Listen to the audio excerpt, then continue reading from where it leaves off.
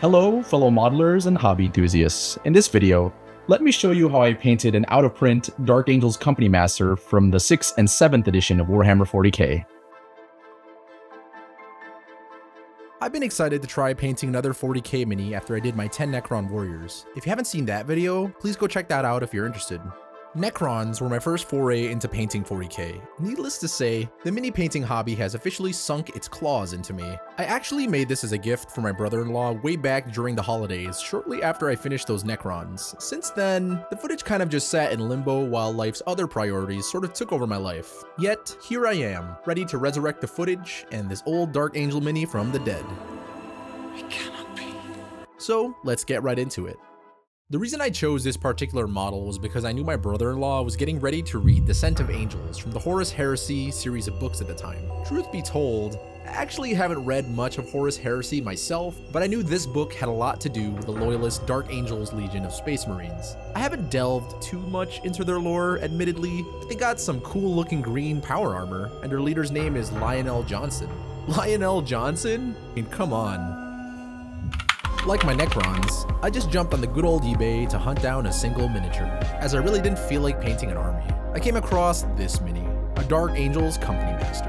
Apparently this guy's name is Balthasar? Sure, a wise guy's name, eh?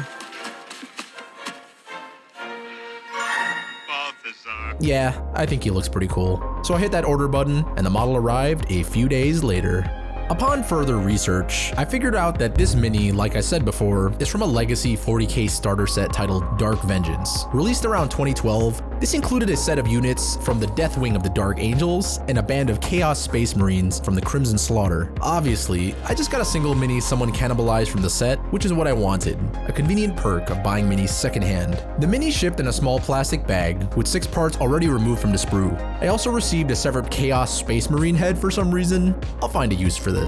I emptied the contents and got right to work on prepping the model. Standard cleanup work as usual. I scraped and sanded away the gate marks and mold lines and made sure each piece was ready for the next steps. Looking closer at the assembly, I decided to paint the miniature in separate sections. Painting everything separately will allow me to reach all the tight spots I would probably struggle with if I had decided to glue everything now. The included base was a little bit on the small side in my opinion, so I replaced it with a larger 32mm base from Base Boss by Reaper Miniatures. Retrofitting this required that I remove the rectangular peg meant for the original base first. I then sanded the area flat in order to drill a hole to embed a brass rod, which then pins into a hole I drilled into the new 32mm base. To simplify paint handling, I also embedded brass rods into non-visible areas of all the sections, securing them with just a touch of CA glue. I can remove these rods later with just a bit of force and then assemble the miniature after I'm finished. Additionally, I cut a bit of the peg on the head to allow me to easily plug that in later with some glue. To add a bit of detail, I also carefully drilled out the barrel of the bolter hanging over the shoulder. I also pinned a brass rod into the severed head.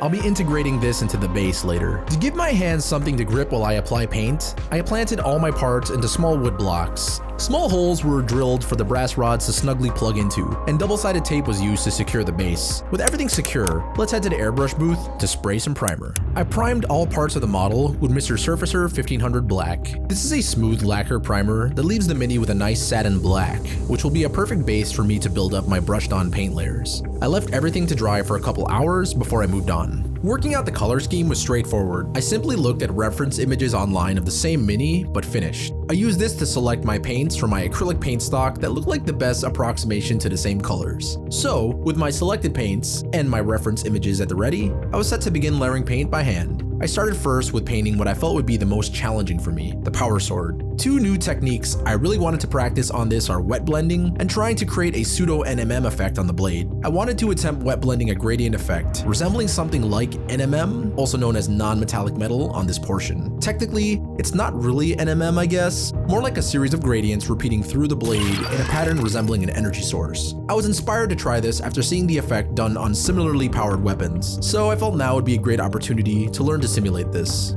I started by sketching in the brightest highlights with Vallejo Model Color Cold White, and then the darkest shadows with Vallejo Model Color Violet to create this checkerboard pattern. I started to get a little discouraged at this point, as the blade was sort of in what I would call its ugly stage, but I pressed forward. To soften the harsh transition between the white and violet, I started by sketching in layers of Vallejo model color flat blue in between. Following this, I then began layering Vallejo model color sky blue to soften the transition between cold white and flat blue. Drawing out those gradients a little further, I blended violet and flat blue to create an intermediate color right on my wet palette. I placed this in between the violet and flat blue to help sell the gradient effect a bit more. I then repeated the same process again, but this time with flat blue and sky blue to create another intermediate color on the brighter end of the gradients. At this stage, I felt my blade was still looking a bit awkward. The transitions to my eyes still looked harsh. I surmised that the culprit was that my paint wasn't being diluted enough to create more transparent layers to assist in blending in the colors. I was layering instead of glazing essentially. I decided to step away and leave the model alone for a few minutes to dry while I contemplated on how to address this. Returning later with some renewed confidence, fresher eyes, and paint still on my palette, I simply thinned out my paint with more water, removing any excess and checking the consistency, making sure I had more transparent glaze and not an opaque layer. Keeping this in mind, I returned to those areas with the same color still wet on my palette and attempted to blend those transitions a bit more smoother with my now much thinner paint. After spending an exorbitant amount of time staring at a tiny sword, I eventually arrived at an effect I was happy with, or at least found acceptable. Definitely not perfect, but I decided to move on regardless. I finished off the rest of the blade by first placing a thin highlight on the central fuller with cold white, followed by a carefully placed edge highlight on the outer edge with sky blue, followed by cold white. With the blade complete, I can now move on to painting the rest of the miniature, which in retrospect was a lot less stressful. I moved on to painting the lighter parts of the cloak, the parchment pieces on the jump pack, purity seal, and skull adornment on the belt. For this, I used Citadel Rakarth flesh, which is a lighter brown-gray tone. I just picked out those areas as neatly as possible, going in a few thin layers until those areas had nice opaque coverage. Next, I shifted my focus onto blocking in all the green power armor. I wanted to start with a dark green first, so I could still have room to place highlights later on. So for this purpose, I chose Vallejo Game Color Extra Opaque Heavy Black Green. Man, that is a mouthful. FYI, they don't really reproduce this paint anymore, but it's what I had on hand, and I think it's suitable for this one-off mini. I took my time layering this all over the exposed green power armor areas across the model. Having established the base color for all the green, I then proceeded to get all the reddish areas blocked in. Similar to the green, I wanted to start with a darker red to leave room for brighter highlights later. The first color I chose was Vallejo Mecha Color Dark Red, as I thought this would be perfect, but I ran into some issues. The Mecha Color paint wasn't really agreeing with my wet palette, and thinning it with water didn't really seem to work very well. It was laying down pretty patchy and breaking apart. For whatever reason, I couldn't really get smooth coverage.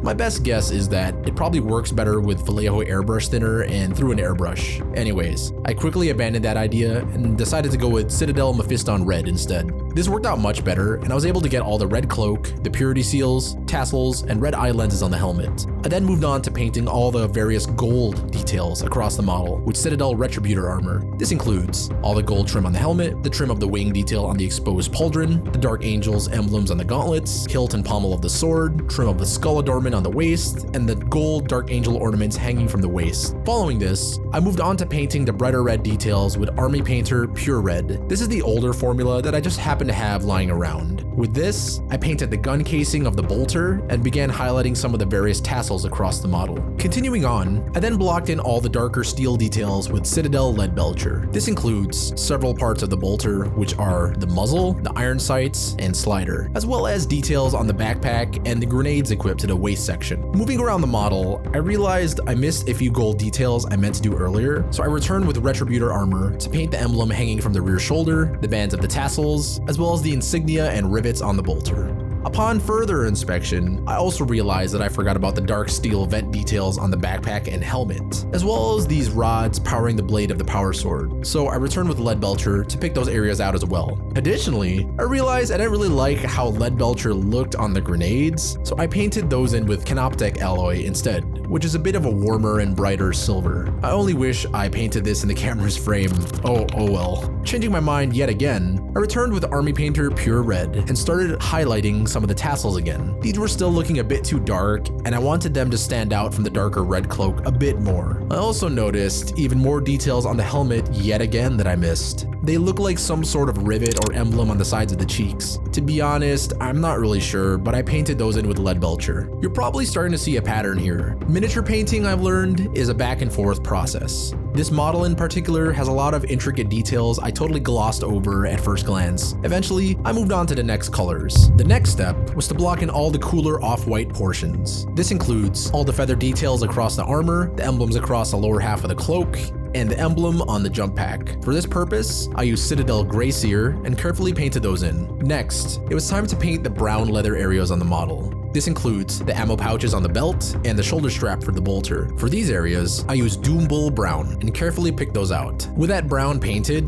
all the main base colors are established on the model, but I was still far from finished. This is the stage where I can now establish brighter highlight colors and draw out some detail across the model to really make those areas stand out a bit more. Turning my attention back to the cloak, I first mixed a custom pink color on my well palette. Using Vallejo model color Sky Blue, Flat Blue, and Citadel Mephiston Red, I mixed a muted pink color. I transferred this custom pink to my wet palette and started carefully highlighting the tassels, purity seals, and all the raised areas of the red portion of the cloak, taking care to retain some of the base color to leave the impression of shadows. To help smoothen out some of the transitions between pink and the red areas on the mini, I went back with Mephiston Red, thinned out to a somewhat glazed consistency, carefully working that into the areas where my pink highlights meet the red. With that custom pink still on my wet palette, I carefully picked out the raised embroidered pattern, lining the lowest part of the cloak. This was a little tricky, as I tried to be as neat as possible. I did have to return with a bit of Raykarth flesh and tidy some of the areas where the pink spilled over, but with some patience, it was manageable. Following this, I decided to return with a bit of Mephiston Red and the custom pink to once again help blend in some of the transitions on the cloak just a little further. I made sure to keep my paint pretty thin and my brush not overloaded just to build up my blends slowly. After this, I was pretty satisfied with the results. Moving on with the highlights, I turned my attention to the bolter. On my wet palette, I mixed a little bit of the Vallejo model color beige with Mephiston Red to kind of get a more hot pink color,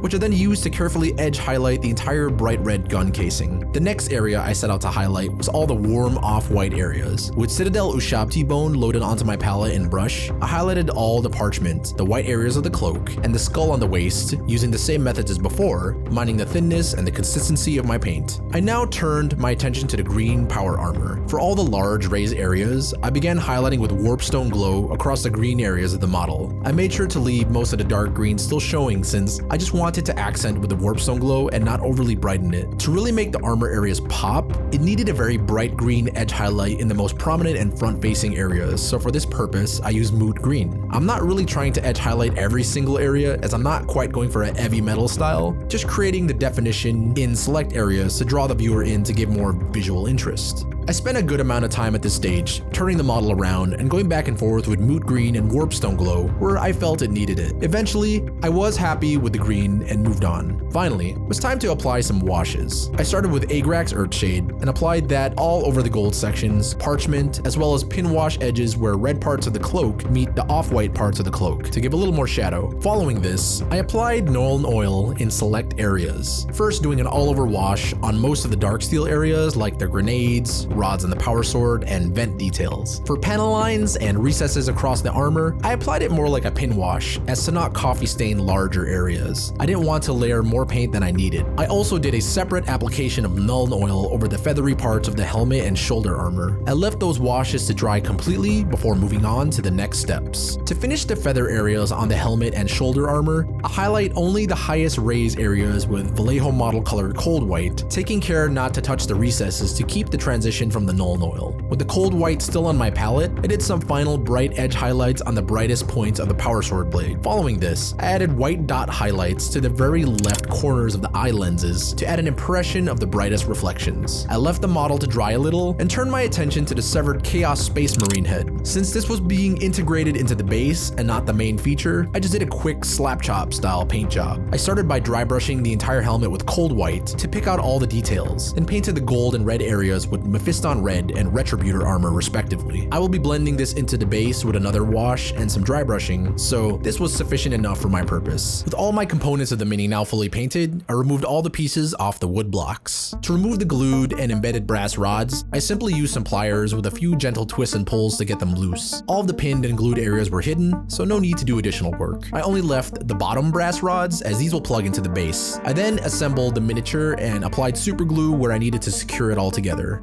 As always with any mini, I wanted to give that base some attention too, but before doing so, I quickly did a dry fit of the pieces attached to the base to check the positioning. Once I was happy with the orientation of the pieces, it was now time to apply texture. I removed the company master and left the Chaos Space Marine head in place. I started with a bit of wood glue and applied it all over the base with a junk paintbrush. Following this, I sprinkled some generic gravel texture I got from the local art supply store. I just shake off the excess and then let it set for a while. After letting that layer dry, I went ahead and plugged the mini into a pre-drilled hole and made sure that it was in the position I liked. That's when I super glued the miniature to the base with extra thin super glue through the bottom, and then speed cured that with an accelerator from a dropper bottle. Giving it one more glance, I then layered more gravel texture using more glue and accelerator where I felt like it needed it. To give the base just a little more depth, I then covered the area with Agrax Earthshade to darken all the recesses of the ground texture, making sure to run the brush along the feet of the Space Marine and severed Chaos Space Marine head. After giving that time to dry, I then dry brushed everything on the base vigorously with Screaming Skull to add a light sandy color to all the raised areas to bring out some more definition. Doing this really ties all the elements together. Of course, to truly finish the mini,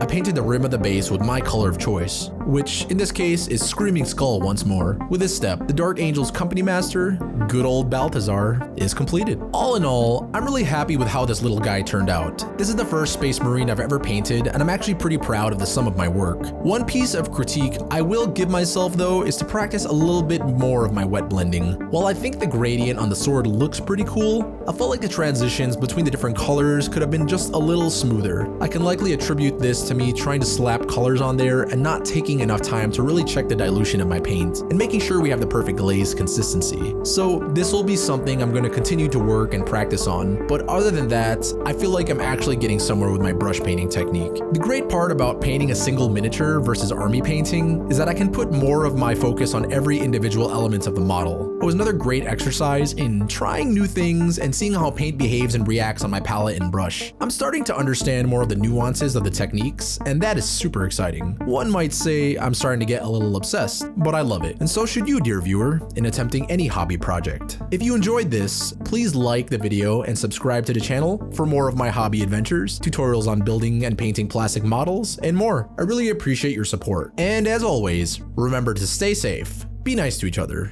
build stuff, paint stuff. See you in the next video. Here is the finished Dark Angels Company Master.